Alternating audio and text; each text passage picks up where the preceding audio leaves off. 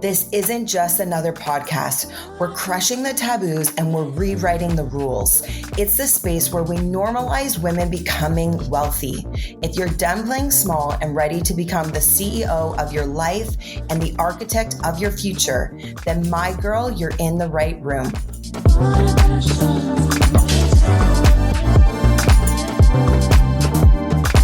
Welcome to your wealthy era.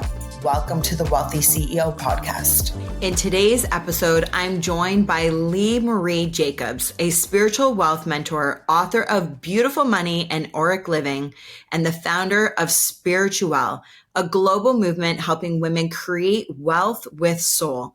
She's built a multi-seven-figure business, been featured in Forbes and Glamour, and is here to share how women can align their health, purpose, and finances to build true freedom. Today, I am so excited to welcome Lee to the show. Thank you, girl, for being here. It's so good to see you. You too. It's been a while. I wanted to actually ask you this before we came on. Where are you tuning in from today? We're in Nova Scotia. Nova Scotia. Yes. Because you're always somewhere. If it's not Nevada, it could be Huntsville up in like the Muskokas up in Ontario. Mm-hmm. You could be down in Toronto doing a speaking engagement. So I'm like, where are you right now? Yeah, I feel like when I send you a message, that's also the first thing I ask you. I know. And like, which I love. I love that. Yes. So good. Well, thank you so much for coming on today. I am really excited to dive in to your story and a lot of the different elements of your journey that, of course, have made up who you are today, and also the work you're doing and how you're serving. Yeah. Before we kind of dive into today, I want to talk a little bit about from corporate to your calling. Like you started your career in the corporate world with big brands like L'Oreal and Nike before shifting into entrepreneurship, which I'm sure some people thought you were crazy because when you're working with big brands like that, there's almost like job security. Yes. And then shifting into entrepreneurship, which can feel very unknown and uncertain and scary, and therefore not maybe safe or secure. So let's start there. And I would love to know, like, what was the moment when you knew you had to leave this traditional safe path to follow your soul, your calling? Yeah, that's such a great question. I think one of I don't know if it's a benefit or a plus, but I didn't have children when I hit that fork in the road. I was, I think, 27. My dad was a lawyer and my dad was very traditional. And he had also seen, his dad kind of make a leap of faith into the world of entrepreneurship, and it didn't turn out so well. Right. So that left, opinions of others. My dad was like, but you're going to lose your pension and your health benefits and everything that makes in the physical world somewhat the illusion of security. Right. And it wasn't easy, I will say, but I always ask myself the bigger picture question first. Like, if in 10 years I'm still doing this, I will bawl my eyes out. It was more my soul started to hit harder. And when you're listening to we all have a soul purpose here. And sometimes you're here for chapters to learn things. So you are meant to be in a chapter.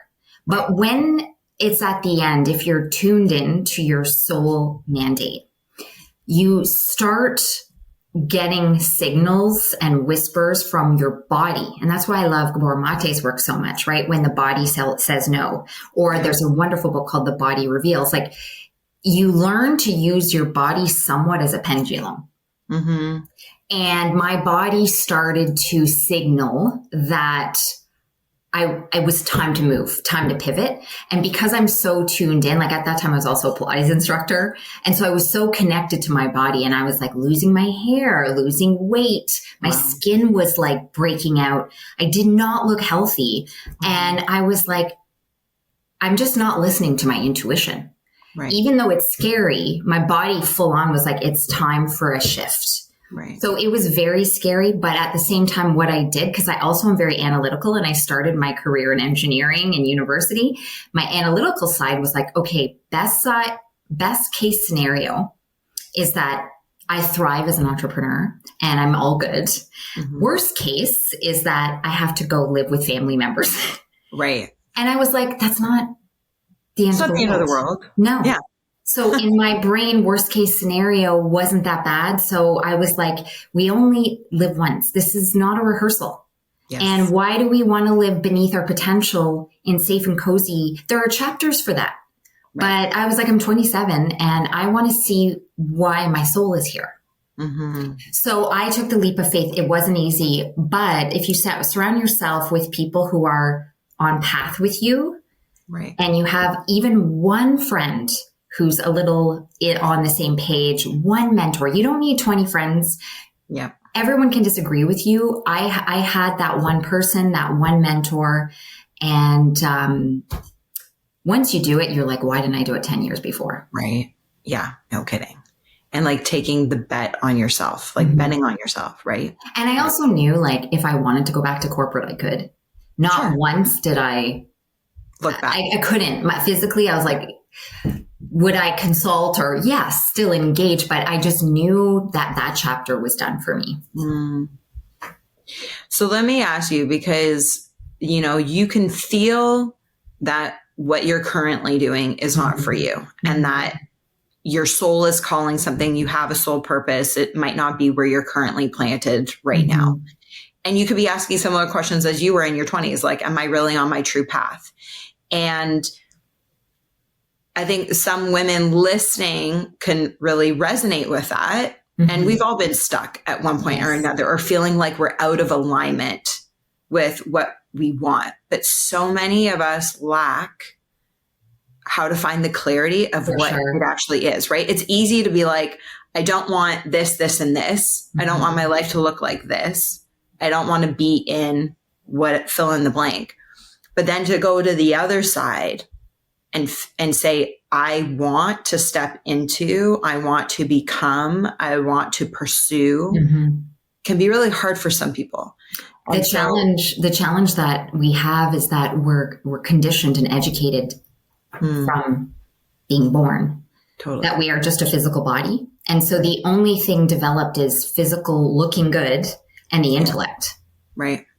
That can only get you so far in your joy and happiness. And this is why most women are broken. Like I mentor women daily and most women are fractured right now.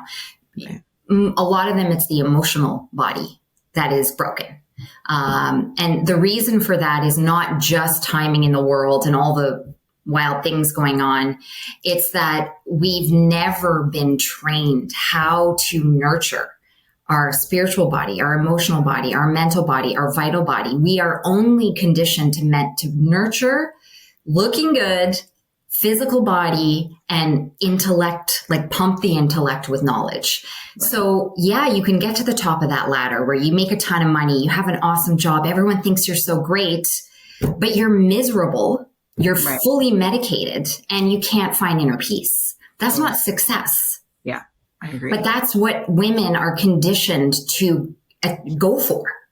Right. On top of, we live in the era of constant distraction, of inundated. I mean, you brought up information, but like Instagram, especially for females, is one of the most toxic places you could hang out. Between everything you just said, like that's what was coming up for me as you were saying that, between the image and how we're supposed to look and our bodies, and then the information overload that we're like inundated. It's like Instagram versus reality. It's such a facade. And unfortunately for women, it puts them in a trap of misery because not like you said the perfect world. We're being trained and conditioned every second to be distracted. So we can never enjoy our kids, our vacation, our day job, the moment, because, and it's not just our fault. Like I go to friends' houses sometimes and it's like the home is smarted up, right? Like you can see like when you look in people's eyes, like no one's present. Right. And it's not just our fault. Right. It's been kind of ingrained in us for decades. But unfortunately, it's so misaligned with natural law that women are broken. Right. So let me ask you, in just saying all of that, for that woman who feels stuck or out of alignment, what practices do you either employ or do you even advise that can help women really find their clarity for then being able to step into purpose, like, or what they actually really want to do? Like, clarity is so hard for a lot of women. That's a great question. So I think there's a couple of things, and hopefully this will help women listening. The most important thing is you got to take a little time out to listen to your intuition and soul, because you usually know why you're not happy. You usually know what you're avoiding doing because it's scary.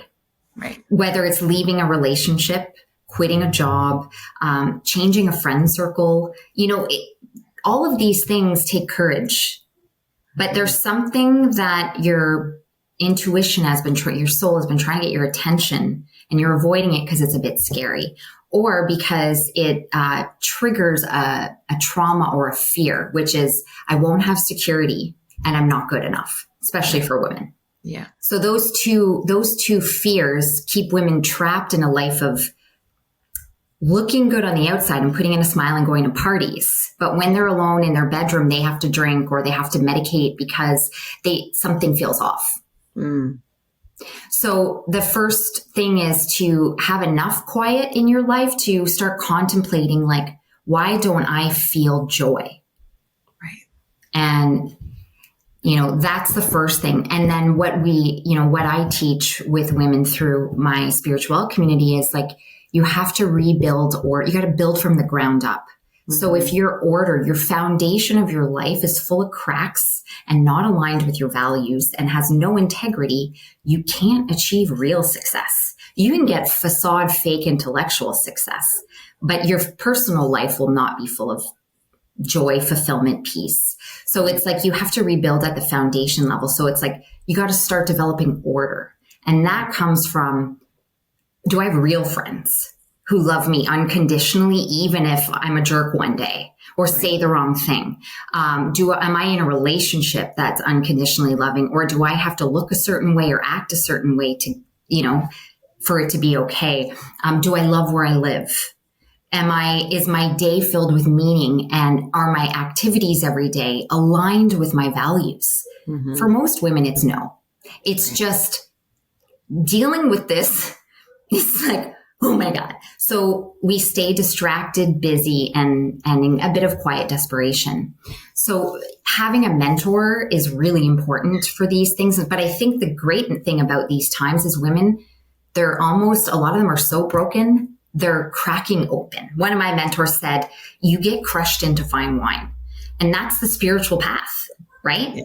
If you are an awake, an open, beautiful spiritual being, it's inevitable that you're going to get crushed into fine wine. But having mentors that have been there, that are like, this is how you navigate this, and this is normal, and just keep moving. It's important. And it's really, you don't need 100 friends, but you need somebody who has your back, who loves you, even if you're a hot disaster, And most women don't have a lot of unconditionally loving friends. They have friends who want something, or they love them as long there's conditions, right? And that's harming the woman. That is harmful to the archetype of the woman. Well, and a couple of things as you're talking about mentor and friends, and it's not just even like having fewer friends that love you unconditionally, but also like the quality of your friends. Because there can be some friends, as you know, like that could just like be like, I don't care what she does. I love you regardless. And yet they are not the type of people that are going to help elevate and actually support you to getting where you want to go. And oftentimes, so many of our family and friends are the very ones that squash the dreams or squash the calling that you feel like this burning in you. And that's out of love. It's a safety mechanism, right? Which we could get into that as well, like the psychology with that, but that is really their brains trying to protect you from feeling, and not wanting to see you hurt, when really you staying in that space is actually what's going to quench your spirit. Yes. And we're in a place right now where we don't have the luxury of time right now. Like women have to make really spiritual, mature decisions. There's no time to put off your true path, to be spending time with people who don't lift you up. Like if your circle doesn't lift you up, you shouldn't be there. And what's happening now is the body is speaking so loudly. Like I know instantly if I'm in a room and I'm not supposed to be there, like I no longer have bandwidth to spend more than about 20 minutes in like a superficial environment that doesn't feel true. And I wasn't like that 2 years ago. But it's like my well-being, my highest health, and my soul path is way more important than me being liked and looking good. And that does take a little bit of a you can't care anymore, right? This is the moment we're in for women. You're kind of in a fork in the road where you're picking your path. Right. And a lot of women are like, I can't handle the awakened path. And I'm okay with that.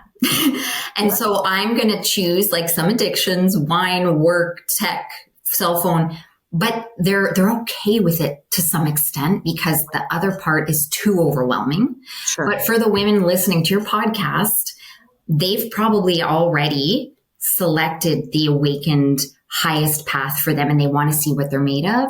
And for those women listening, you have to make really important choices right now. There's not a luxury of time. You don't have a year. Like you have to make instant choices that are in your highest health, that are in your spiritual, like your spiritual highest benefit. And you need to help humanity. Like this is where we are right now. And this is, I think for me, like I kind of thought, I retired somewhat when I was about 35, had my kids, stayed home, but I'm like, I got to get back out there because we're in a bad state. Like women are harmed and our work now, anyone, doesn't matter if you have a product, a service, your work is to now help women rise. I love that. Okay. There's so much here that you've just said that I'm like, I really want to unpack because time is a non-renewable resource. It is really the currency of luxury, right? Like most people, when they're like, I want to be financially free. Sure, there's material stuff that there's some people that want that. But really, if you were to sit with most of those people and break that down, it's because they want to have more time, time with their kids, time on the yacht, just time to enjoy whatever, right? But the way that you're speaking about it is with such conviction that it actually feels for me that it goes beyond. Like there's like this urgency that's coming through in your voice. Huge. And I usually don't talk to this, but this is really pivotal times. And a lot of, because we are distracted and we have our job and our kids and we might not feel it, but it's why most women have acute anxiety. And now it's chronic anxiety. It's because the female nervous system knows something is happening. And we are, we're getting it labeled as anxiety or whatever, but it's like, no, it's way deeper than that. That's physical level. Yes, it's showing up there. Women know something's going on in the planet and that we need to like step into our power. And yes, like you said, for me, financial freedom was my first thing, but really what I wanted was time and emotional freedom. Right. It's just hard to get the time and emotional freedom if you don't have the financial freedom. Of course. Yeah. But time and health. And I think it's really important that women listening, like you should be extremely clear what your three most precious values are. For me, family, freedom, and health. Like I knew that when I was 28. Most women are not even trained to figure that out until they're 60. Totally. I agree. Yeah. So you have to know that right now. You have to make sure you're surrounded by people who are lifting you up. And it's a clearing time, like clear what is not serving you. And that's, your physical stuff, like your hoardy stuff, clear that because that's the easiest. But you do have to clear relationships that are bringing you down. Where are you inauthentic in your life? Like where do you have to put on a show to be liked or accepted. You don't have time for that anymore. Yeah. And for me, that's my work. It's like, I don't have time for the small talk, the superficial anymore. And I used to tolerate it just to fit in and be liked. But I'm like, I see the world around me and how broken women are. Like every day I get a text from a woman who literally has emotionally fractured. Mm-hmm. And this is not okay.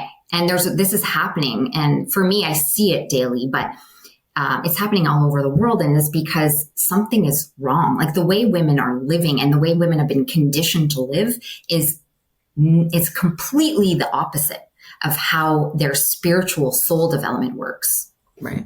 Okay. But break that down. Like when you talk about the conditioning and how we've been brought up to live, how has that been and how should it be? Well, we're conditioned in our bodies, and this isn't just in our lifetime, but we are conditioned in our DNA to be wired to live from a place of fear. Mm-hmm. So our whole life, if we unpack, like me too, right? If we unpack all the decisions we make, we stay in a little box because we have a deep seated, like in the fascia, in the psoas, there is fear stuck there, but it's generational. So we're probably carrying the fears and the traumas of 4 generations above us on our mother's side. Right. This generation, spiritually, we're breaking the pattern. And this is why for women in this generation, like you and I, we're raising children. Not everyone's raising children, but we're raising children. But we're also breaking generational patterns of leading from a place of fear, loss of security. So that's our work. And this is like a heavy load. Yeah. It's a heavy load and most people don't get it, but the intuitives, the empaths, the highly sensitive women, there's a knowing. It's like, I'm the pattern breaker person in my family, and this is major work. So multitasking is not really ideal for this generation, unfortunately. And because that brings on further anxiety. And it distracts us away from our real work, which is we're here to elevate humanity out of that consciousness and into a higher consciousness of unconditional love and compassion. Like this is where the planet is moving. So It's bringing humans with it, but a lot of people are blocking that. They're like, no, I want my old life to stay the same. I want to be a workaholic. I want to make a ton of cash so I can buy a ton of cars and look pretty and fit in. So that's okay. It's not wrong. Right. But a lot of people are like, I like the old consciousness and that's okay. But there's a group of individuals globally they know they're here to be the leaders of this new level. And I'm spiritual, but I'm also very grounded. So it's like, that means you have to let go of a lot of the baggage that you carried in that. Like I hit the top of my last consciousness mountain. I had my dream house. I was basically raising my kids. Everything was great, but I'm like, there's something missing. And for me, it was like, how am I serving humanity? Right. And that's the questions of the women of this time. Mm-hmm. If I'm not lifting women up and serving humanity, something in me feels off. Not everybody, but the selected ones that are listening to this, they probably have a bigger calling and to be more in a spiritual leadership role. They can still be like an interior designer, a lawyer. It doesn't matter what you do for your job, but you have a bigger purpose to your field is here to shine a very special light. And to become that fully expressive soul, you have to do scary things. Right? And you can't care what people think. No. You have to go to bed every night being like, I'm so deeply authentic. I'm not living fake anywhere. Yeah. Okay. So what does that look like? I'm like, there's so much here still. I'm like, I have like 18 questions. Let's bring it down. I'm like, I want to ask you. When I think about, let's call it like spiritual entrepreneurship, right? Yeah. Like, and most people have those as 2 different silos, right? Like, and a lot of people, whether you want to call it faith, religion, spirituality, it's oftentimes reserved for a day or two out of the week, as opposed to you embodying it on a daily. And so what does that look like when you think of women who are being called to rise, and we're talking about elevating consciousness of humanity? It's inevitable that you literally cannot separate the two, that they actually have to be woven together on a daily, and it becomes the fabric of whatever your work is that you're doing. Like you said, whether you're a doctor or a lawyer, which could actually be harder for, I think, some people to conceptualize. It's easier if, in this concept we're talking about, if we're talking about a yoga teacher, right? Like if you have a yoga studio, or like you're a life coach, like that would be easier to see how the fabric, it would be woven into that fabric. So what does that look like in practice? It's a great question. And I think to make it simple for anyone who some people think this, like you said, entrepreneurship and spirituality are separate, but people are starting to get that. Here's the thing. It's you either have a really brilliant magnetic aura or you don't. And you can tell the difference when you meet a lawyer who has activated aura, who's living their soul purpose and is in integrity. There's something about them. It's that person in the room that you're like, I want to do business with that person. It's not necessarily what they say. Right. So you can't cheat the system. Right. Right. So we want this. And for me, like I've always had this ability to feel people's fields. It's like, it's that something everyone wants and reads all the books to get. You can't get that without understanding the spiritual sciences and starting to apply them. So to keep it simple, you ask, okay, well, where do you start? Well, my mentor, she always told me, like, if your breath is dysfunctional, your life is dysfunctional. And this is why breath work is such a thing now. But if you're not breathing well, or you don't take a few minutes to deep breathe many times a day or a few times a day, that's the easiest thing to start doing, because you're blocking life force and you're also blocking the communication with your soul and with the higher insights, like the downloads. Carl Jung called it synchronicity. If you want to live that way, like he was very self-actualized. So he understood that if you don't have spiritual practices, you'll never be in synchronicity. You're going to hustle your whole life and burn yourself out. Right. So breath work, either a prayer or meditation practice, it doesn't have to be a half hour, but there has to be, like for me, I do my prayer practice as I walk. It just feels right to me. I need to be in movement. Right. So but the women that I mentor, it's non-negotiable. Like if you're spending you're like, well, I'm too busy. I got to get through all my emails and see 20 clients today. It's like, then you're going to live shitty. No kidding. So you got to make the decision. Yeah. So you can no longer prioritize. You're the transactional woman who's miserable and his field is completely dull. Who wants that? Yeah. But you have a lot of money and you've got the award. Right. Who cares? Women want to have the field that's beautiful and glowing and magnetic, so that joy like shines out of their body. Then your spiritual practices have to be more important than your transactional stuff. It doesn't have to be 3 hours a day, but it has to be weaved into the day, where before a webinar, you do a little bit of breath work. You move your body every day, but it's no longer, I got to go to the gym.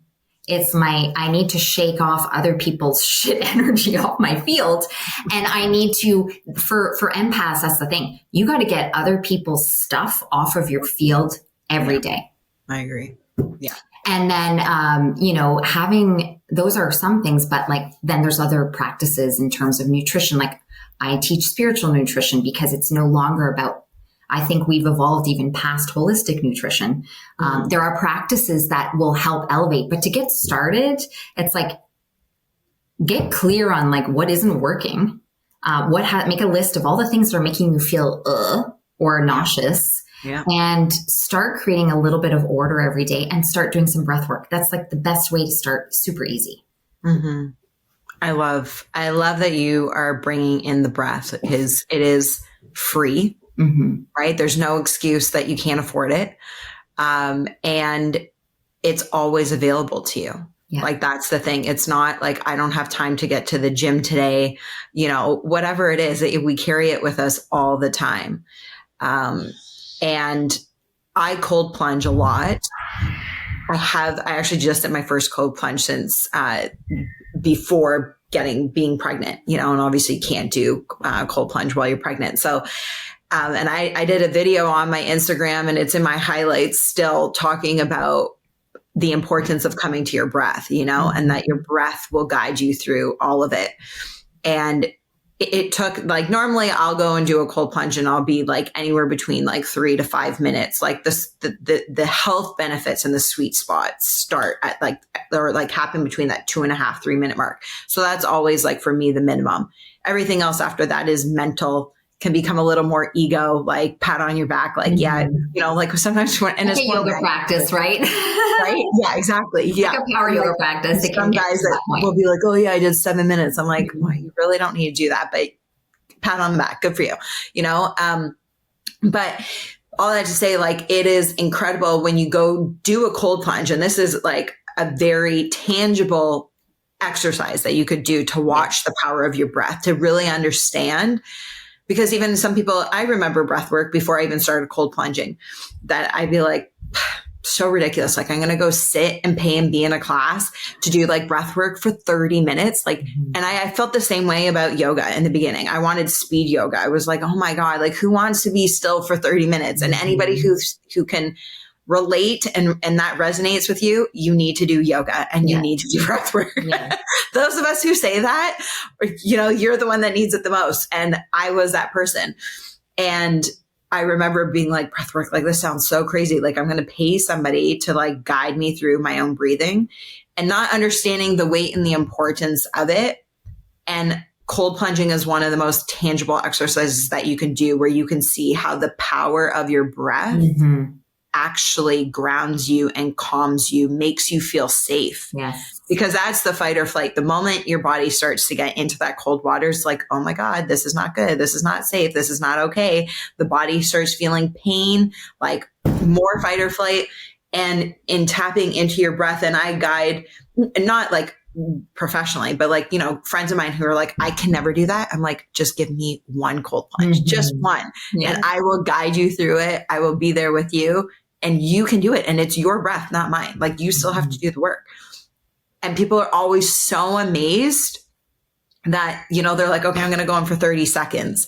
I'm like, okay, no problem. And I don't tell them the time. I just keep coaching and guiding them through it, but with their breath. And then when it feels like they've settled and they're calm and it's all under control and they're still aligned with their breath, they're shocked when they're like at 1.5 minutes or 2 minutes. And they're like, oh my God. I'm like, would you like to keep going? Obviously some say yes, some say no, and that's totally fine. Yeah. The point is you realize there that your breath has this incredible ability to not just ground you, but recalibrate everything that feels unbalanced and feels unnerved in your system.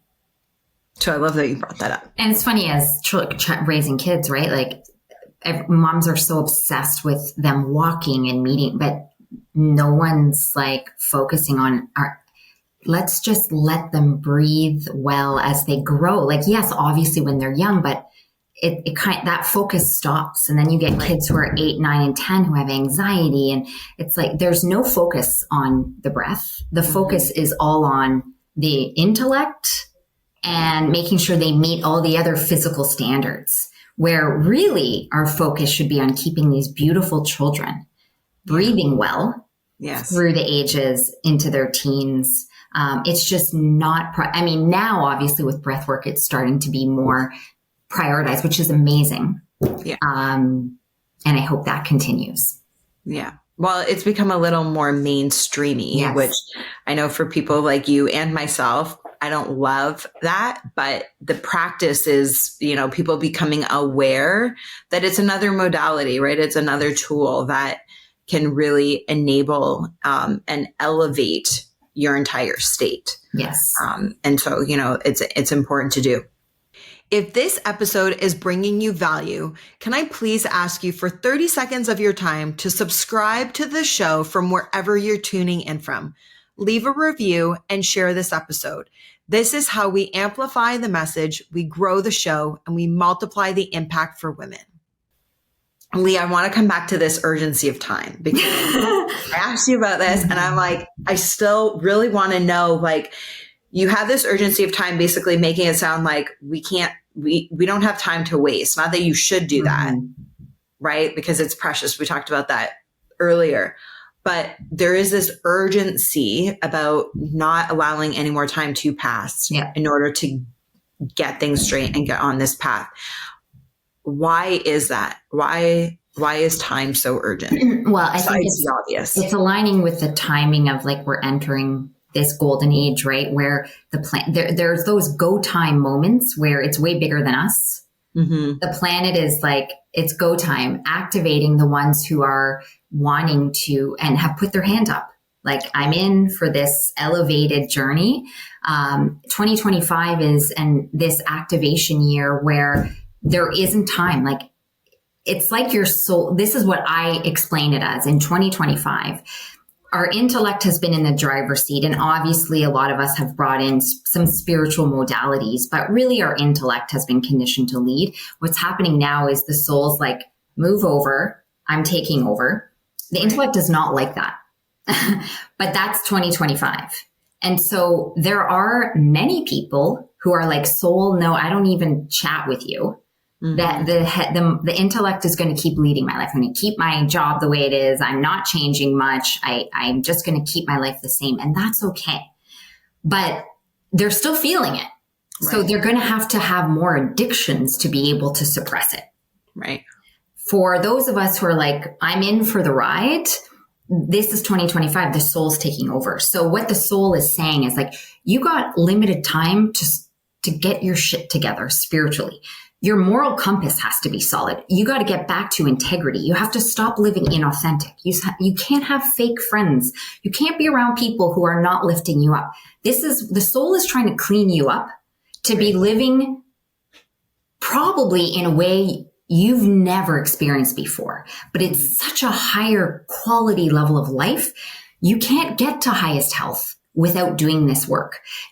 You can't biohack your way to that kind of health. Right. So that's what people are doing. Like, they're overly obsessing about biohacking and trends, but your aura is not going to glow.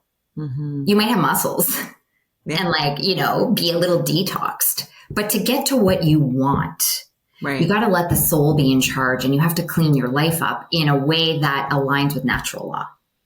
And that means you have to live more purely, more authentically, more in integrity.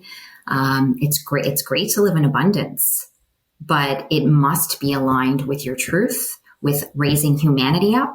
It's no longer about making a product that's going to make you a ton of cash or having a business that has a great ROI. If it doesn't move humanity forward, there's not in a consciousness state, there's no place for that. Right. Yes, they're still going to show up, those products and services, but we see the bigger picture of, we want this planet to move, to ascend, not to break. Go to shit. Yeah. Literally. Yeah. So, and you believe that this really is the future for women in business? Oh, yeah. I mean, for women who want to be deeply fulfilled and authentically happy. Right. There's no other way. I mean, so interesting. There's no other way. And who doesn't want to go to bed at night being like, I'm so true? No, I exude health. I exude joy. Your kids feel it. Yeah. Right? Yeah. Big time. Instead of holding it together all the time because I'm so distracted, I got 400 things to do. I got to make my money. I got to be here. I got to be there. Oh my gosh. And then I fake like I'm so put together for my kids. Like, that doesn't work anymore. The kids then suffer because they feel the energy of the mother that is inauthentically faking being put together. And so then they play that out through their own nervous system being in distress. It's so true. So true.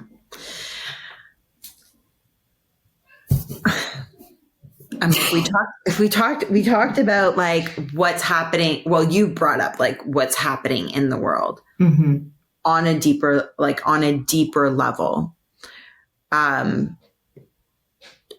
Like what do you, I mean, you have a different, you operate at a much higher level. And so when you've done the work and you're really aligned and tapped in and tuned in, not just to yourself, but to like, you can call it source, you can call it God, but the outer layer that like we can't see, right? The dimension that we can't see. And obviously this is like in your work, but like, where do you see the world going? I think right now it's decision-making time for women on what legacy do they want to leave. Like, I'm big on legacy, and I don't just mean cash. What I look at it as, your beautiful energy should be circulating the planet twice a day. That's legacy. So you might not live in Botswana, but your heart field is so open. Your truth and your authentic voice is so in the world that you're actually impacting the other side of the planet. That's legacy. People talk about it just as cash and assets, but that's so passé. That's so dinosaur age. Yeah. We need to start talking about like the energy you leave or you put out in the planet daily when you're still alive is legacy, but also the heart energy you leave sprinkled on the planet when you pass away. And I think this is the pivotal year, probably next year too, of women we have free will. So we have to choose. Do we want to just focus on cash, being a transactional woman that worked their butt off and dies in energy deficit burnout? Or do we want to be part of this new humanity, this new human family that is living in alignment with truth and natural law and leaves beauty for our children and for the next generation? So I do think this is like a year of, you got to decide, but I don't think you have to decide. This is kind of the year of like, you can't, because again, your life is going by, and if you're living out of alignment with your soul, like, you're never going to find highest health and happiness. Yeah, I agree. It's so powerful. I mean, there's so much, like, even like, as a practice, I would say, is just like open writing or like open journaling, right? Like, just put pen to paper and things that are coming up. Like, I think that's a very good exercise to do after this conversation, and just doing like a soul dump. And like you already did talk about, like, anything that feels icky, feels stuck, does not feel aligned, like there's no enjoyment, is draining, energy sucking, like writing that all down. And then like what would feel good in your body and what life would look like and how that would show up, how that would manifest. Yeah. There's also, if for anyone listening who's like, yeah, like I need to get my shit together, and like I'm living okay, like things are functioning, but I can't catch up, or I'm always feeling like a bit of a facade. Like I want to see what I'm meant to be. And 3 questions that I found helpful, and I do a lot with clients, is just journaling the answers to these 3. Who am I? That's like, who am I at the soul level? Why am I here? So that would be like, if you're the most beautiful, heart nurturing nurse type of energy, and you're here to just nurture everybody. Why am I here? And the third one is, why does the world need me now? Because that starts to open the conversation with the soul, because a lot of people, you don't get trained how to do that unless you've had like mystical mentors or, but we're not the faculties, the higher mind faculties, which I call the super mind, has not been developed in women. So a lot of them are like, oh yeah, I'm in the intellect trap where I'm just trying to make cash and look good. And it's so boring and I'm miserable. And I'm addicted to everything, microdosing wine. I'm addicted to my cell phone. I'm addicted to scrolling. Get me out of this trap. That's the intellect trap. That's how we're conditioned, but it can't get you to the next level. So the only way to move to the next level is to go up to the supermind, but no women don't know how to do that. Mm-hmm. So yes, breath work is the starting point, but it's just the beginning. Totally. This is so good. And I feel this is actually like a really beautiful segue kind of into wrapping up because one of the things I always do the wealth drop, which kind of like the mic drop, the wealth drop on the podcast.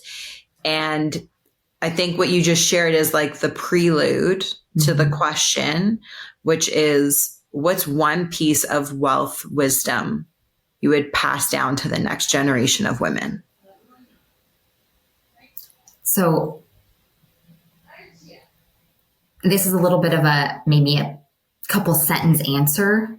Yeah. But even though it's only a chapter in my book, I call it the 4 pillars of beautiful money, because I knew as a kid, like I watched a lot of wealthy people and a lot of them, their personal lives were not true. And I was like, they don't forgive people and they're not kind. And I'm like, something's wrong with this model.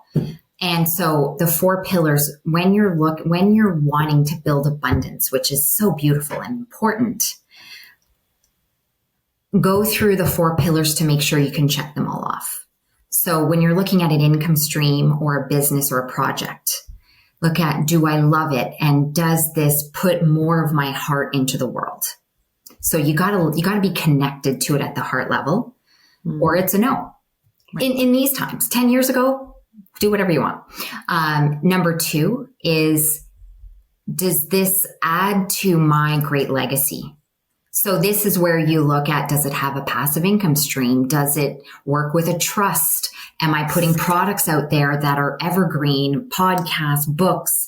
This is part of your model, is like, my kids will be able to, read my book in Japanese if they want, so you think about, does this add to my legacy in a way that feels powerful and true? Do I have leverage? So this is where most women get caught in, just, you and I could talk about this all day long, but most women get caught in just a linear income. So what happens if you have to take care of your parents because they're ill? What happens if you get sick? Your money is stopped. And people don't think about that until it happens, and then they panic. So you want to make sure that there's leverage in your income stream or business so that it's not just tied to your time. That's so critical. Like, most women should be looking at 8 to 10 income streams. Right. Not just one. Yeah. And last, does it challenge you to develop you into your greatest you, your spiritual leadership, right? Because you don't have that when things are going well.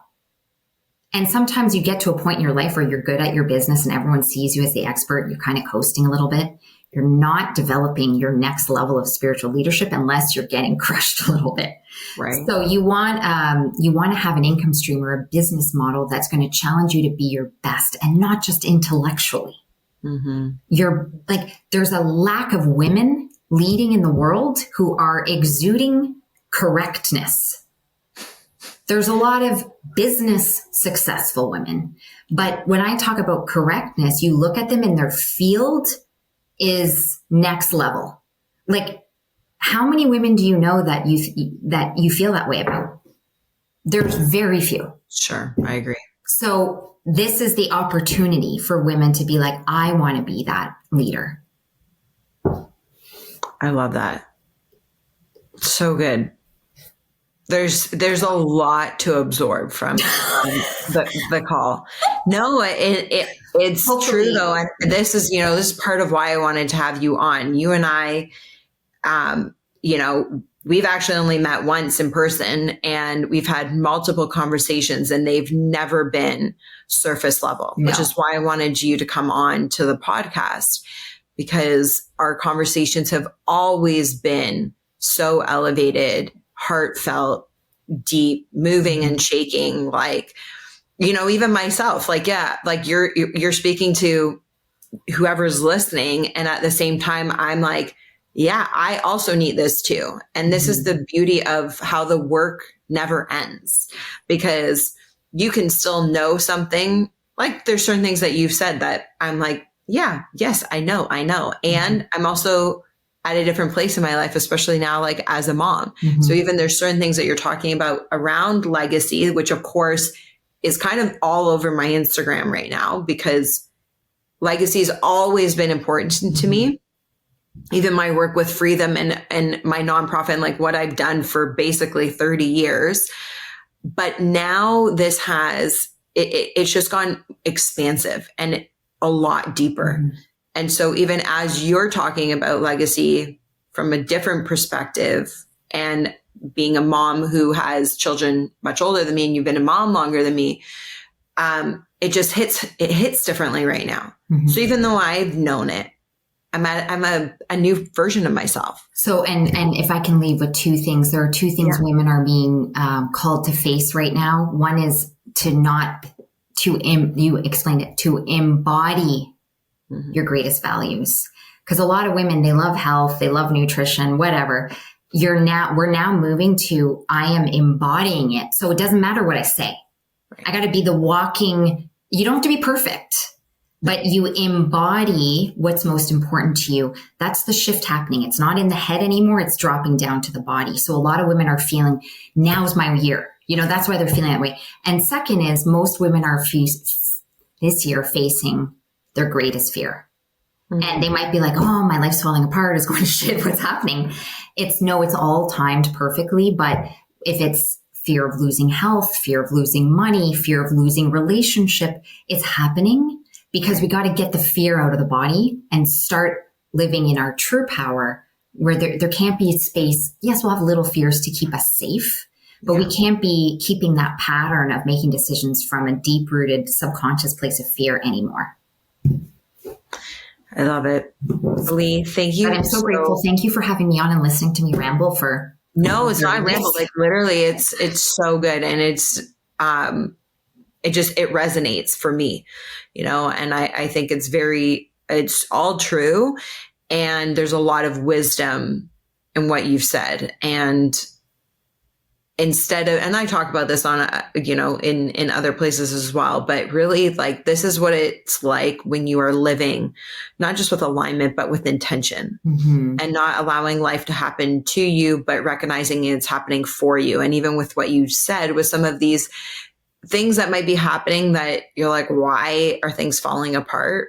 It's happening for you. And oftentimes there's a lesson you need to learn, and also a redirection to put you on the path that's actually meant for you, that is for your highest good. Which is where all the abundance is, which is where all the health is. But we got to get through the little cave and clean up our cobwebs. Exactly. Well, thank you for having me. It's going to be in the show notes, but tell everyone how they can connect with you. Yeah, so you can check me out on Instagram, Lee Marie Jacobs, or if you are looking for some spiritual mentorship, I have a beautiful community called Spiritual Society, and we mentor women around the world because again, you need support with this journey. It's not easy. No. Well, everyone connect with Lee. She is amazing. And I know her DMs are always open as well. So make sure to give her a follow and connect. And thank you again for coming on. Thank you for having me. Take care, everyone. I have to say, I'm leaving this episode today myself feeling so inspired. I'm going to get out my journal and spend some time doing the work around what we talked about today. And I hope you feel that spark too. If something landed for you, a shift, an insight, even just a moment where you thought, yes, this is exactly what I needed to hear, I would love to know that and hear from you. Drop me a DM, and you can share this episode on Instagram. You could tag both of us and tell us your biggest takeaway, because these conversations aren't just about listening. They're about activating something new in each of us. And I cannot wait to hear what that looks like for you. If something in today's episode resonated with you or sparked a shift, tag me on IG or send me a DM. I genuinely love hearing what lands for you. And if it spoke to you, share it or leave a quick review. It helps more women find this show and step into their own wealthy era. Until next time, lead with purpose, live with intention, and stay wealthy.